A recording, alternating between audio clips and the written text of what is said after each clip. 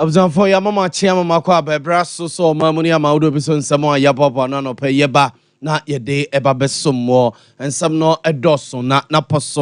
poso eni abato comments and impedimfo enne eno no ma ayen hyehyeye se ne ekosibro ne kan se special voting no ehhyase ewo mamu nyina na yebekọ na entutu electoral commission impedimfo ye edi erasa bato wi mu ene de no yede mu nsem abremo Dr. Alhaji Mahmoud Bawumia ene MPP amanyuko no ede aproba bepia santimantema se ya eye dwabia bontenso ena STEM Junior High School a wono asi no honum no wakoya amamre ne amane ebia no na mampani dada John Dramani Mahama Sosono ewa santimantema se ya wode na probo ehyehyɛ so na ode atugya se MPP aban ene MPP amanyuko no kyese wo mu abamu a womo enche ema ne nso omamu ne nyina so ase bia yetoto abama wunum no onko na omo edi mpuntu eko abusia weni afoforo pinu a ene akekese ne se kasea ba bia wo bia no anopa yeba na yede ababesomo 21st clinic oso sia tekentri na etwetwe na etutu na edu ba bia wadwene ye se eyeduabo ne edutuo no odo ne ekire o matena ye ahodo nyina mu a ayaresa ubenya bi saso ene yeka mo se Sompa chede nziemiensa nie ena Sompa FM ne Sompa TV e ba mo na so na ye besremu se afere kwa wiye se ya enyanka ne awisia ne ekunafo no ya na hwan ena etwinani akwakohwe wunum eno nti na bribia afere kwa wiye se ya ye ba mo na so besremu se de obenya bi a emo anwa asikyire bibi bia ye de madasani a eni kane ni gie ba na brabum no na ye dwato amasremu samomfa emeka ho na yemfa emanyanka ne awisia afene kwa wiye bio ti obenya bia fa beka ho ebia pesa wo ye odi ani sika mobile money number no 0598 559802 0598 559802 edi ebeba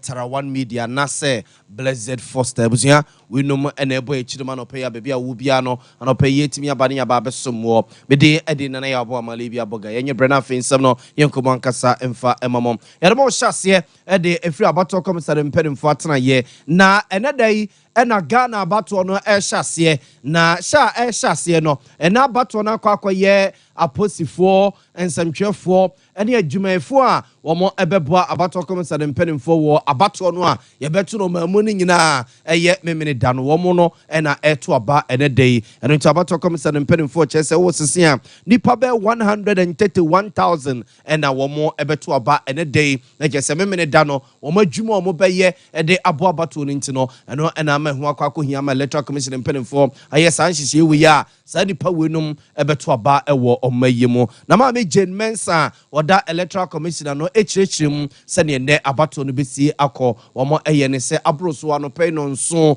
na gese ahyase na nonumu anwumre de na gese omo ede akwakogu ma me Jane Mensa nchechirim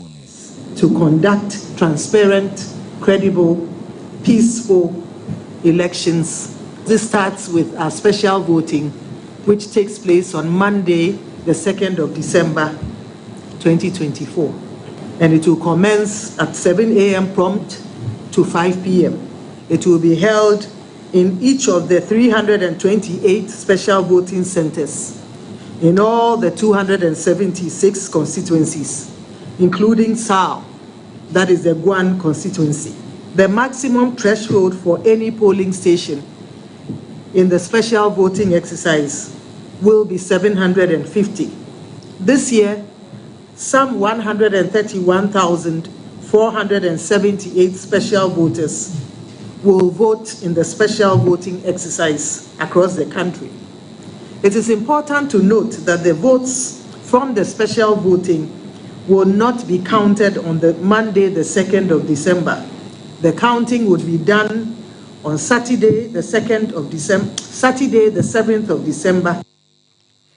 Abzafo nti we electoral commission mpedimfo ne yete wo mu nkan nhyehia wo no ma ye de afa special voting no ene ebekoso ewo mamu ni nyina enana oboboso no se omode no ene aposifo asojafo prison service chese bambo adwumayefo a ebekwa akoto aba ne nsamtwefo ene electoral commission adwumayefo ebeto aba ene day no omo to wie a enwumre no num na omo to awie no enya de ye bekenkan ye de nkredo ebetutum na omo de akwakosie na memene da no a omamu ni nyina eto aba no omo atu wie a omo so omo de no ye hwie gu honom na wodoma akenkan amamansan ehu sene omo so omo de no esi ekoye ye to aso ye gusu a edem wo electoral commission impedimfo atena ye na si ye no mo kasei electoral commission impedimfo kire se enkrata na ye de beto aba no omo kire se mantam yenu bi wo honom a omo de no nipa bi no mo edikande ababonte de da enu nti no ama womo atwam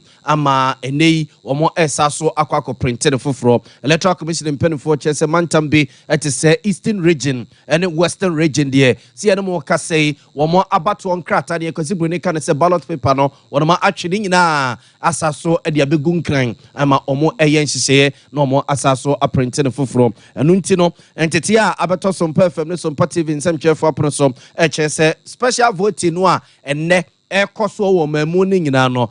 eastern region ne western region de ne de enei electoral commission impedimfo chese enne no wono atwam a omuntimi enkonkoto bi nemum wo aye nhihye de ama omo se eye yawada eye December bosom ne de toso enum na chese omo susu no akwakoto wo special voting nam soma electoral commission impedimfo esre Ghana for se entutuye bia ye wo se eye electoral commission impedimfo eye ema abato no eye asumdwe na emuda ho no mo fan emo bia nya no ho ntiase no omo gusu a wono mo eya omo esre Ghana for se obi bia enkara komanto no yam ne nya botre informal electoral commission no omo gusu a entutuye bia wo so mo ye bia ema ba no ehyase asumdwe wi asumdwe ne kenka na asumdwe no wono ye semobo sa asemi ye ne de akire ne befra to bia ne yemfa enkabemo yemfa monko vice president Dr. Alhaji Mahmoud Bawumia na tena ye na si ye no ka say vice president Dr. Alhaji Mahmoud Bawumia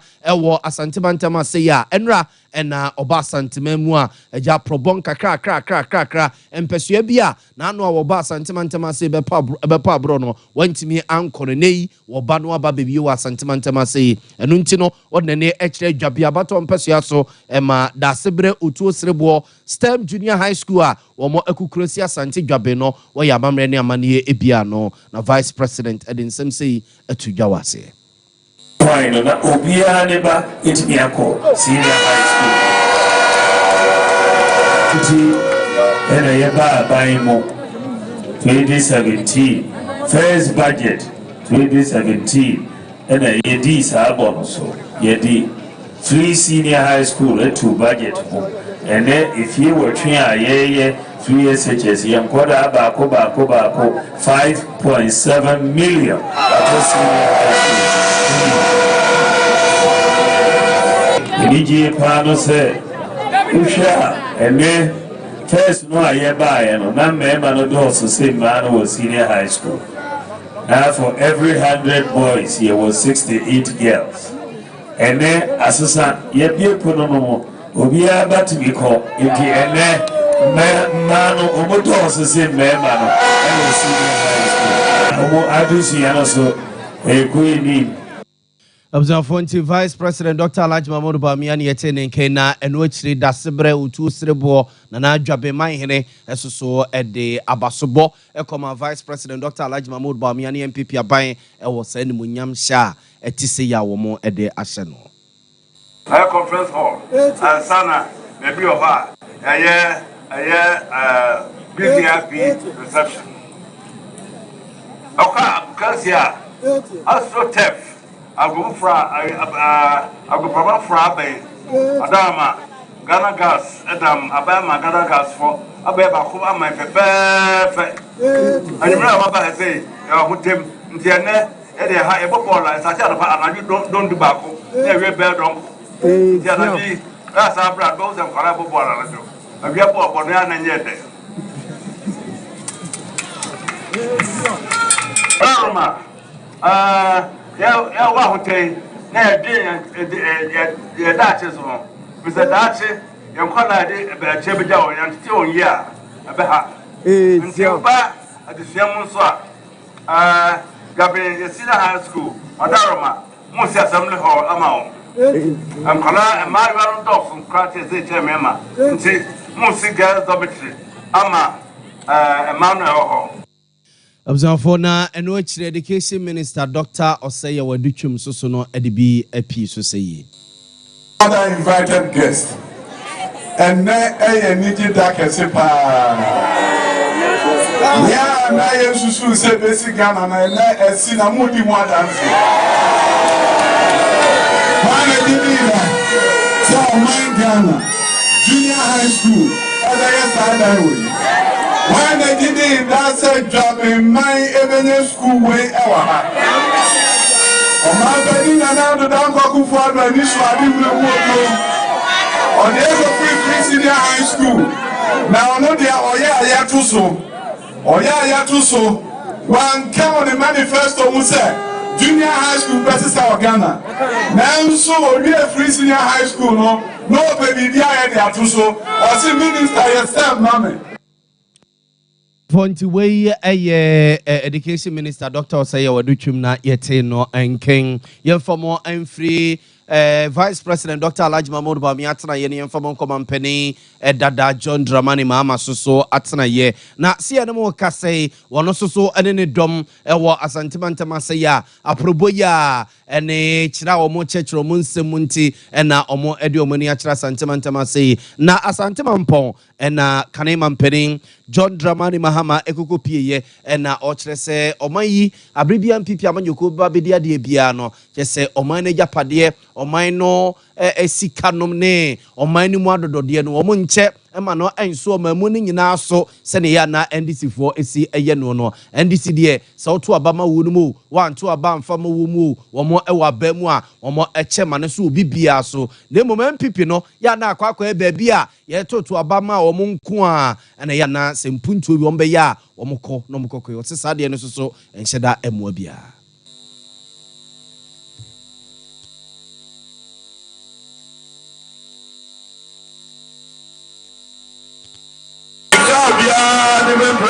Akufo-Addo ne Bawumia eka kyerɛ 2016 abra NDC aban wɔ hɔ emputu a ɛsɛ fata nyinaa sɛ yɛkyɛ ma ɛso bia so yɛka sɛ yɛnto aba ama yɛ wɔ ha enti yɛmfa mpuntu nkɔ hɔ yɛkyɛ kane a yɛkyɛ ma obiara yɛkyɛ nsuo a yɛkyɛ ma obiara ɛkae sɛ Abra mene Professor Mills by I chile me be mampini na ensio asem ye dempa e wo mampo kroderi enso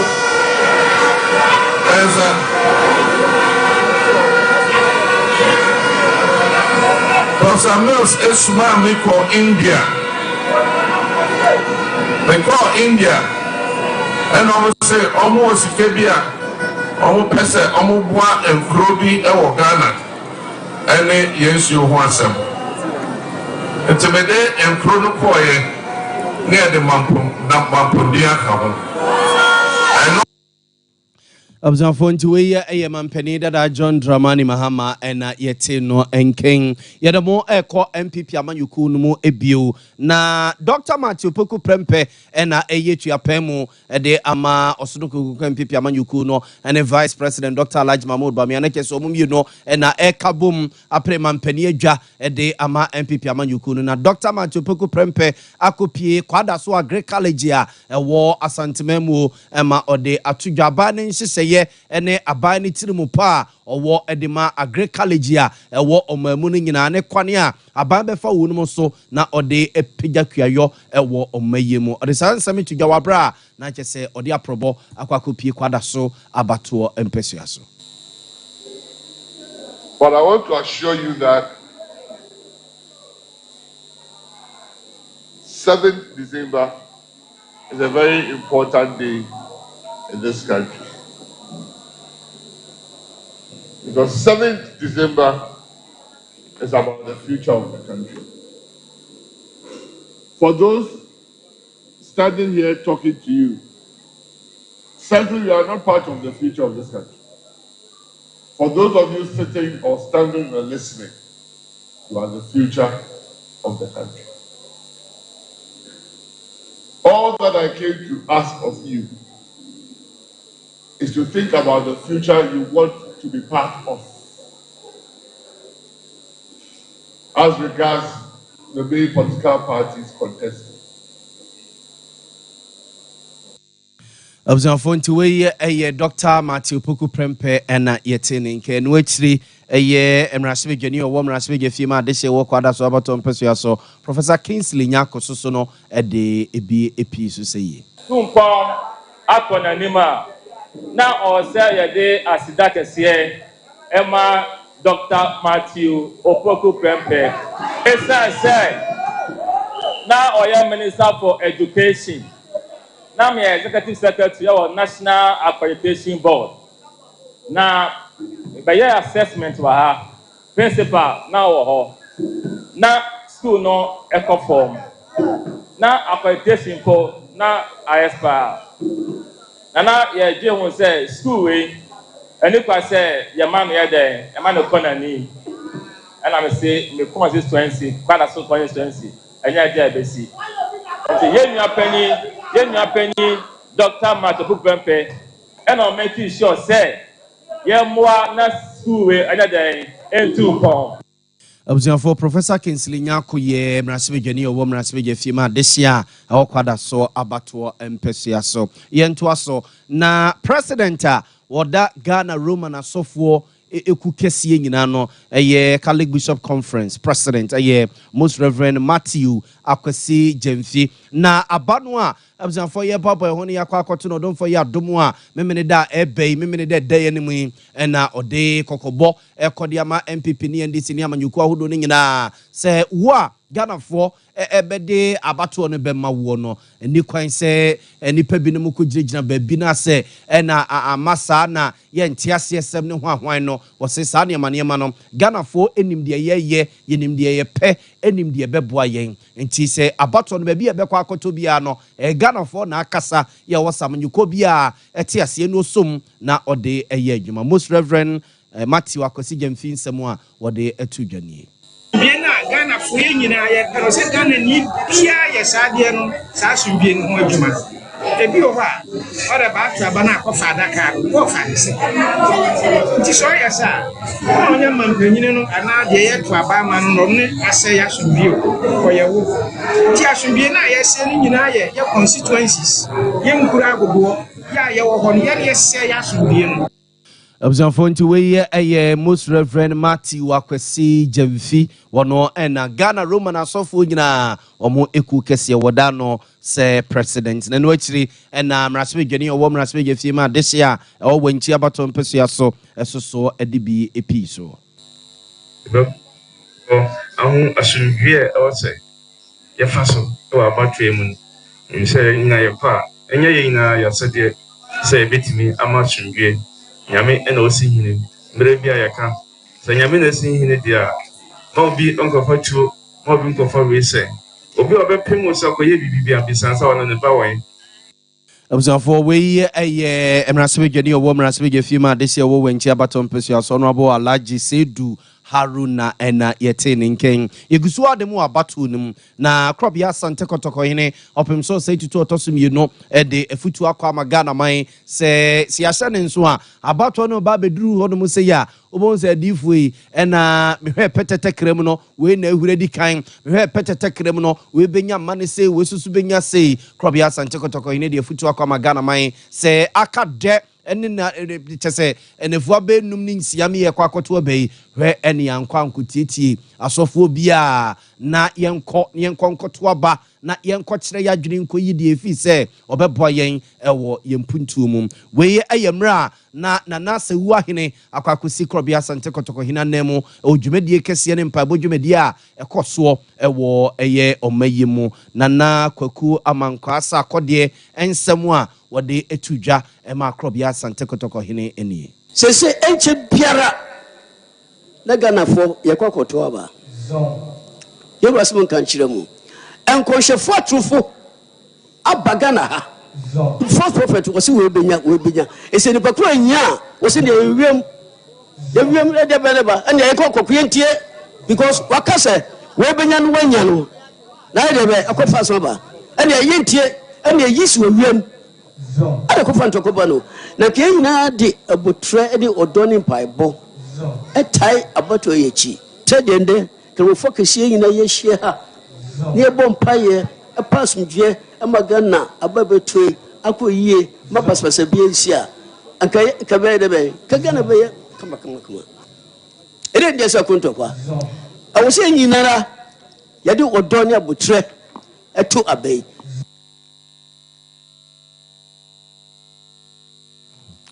Abzanfo nti weye eye Nana Kwaku Amankwa Sakodie Nana Sewahene na yete no enken mame eye Patricia Christabel Chirematin eye Yera Alankojo Chirematin ho keni na ode na probo aba ba hyehye so asantebantema se ni nyina se beye na ne kunu bedi nkunim ewo abato no mu na ode adesre ato Ghana fo anim eseye.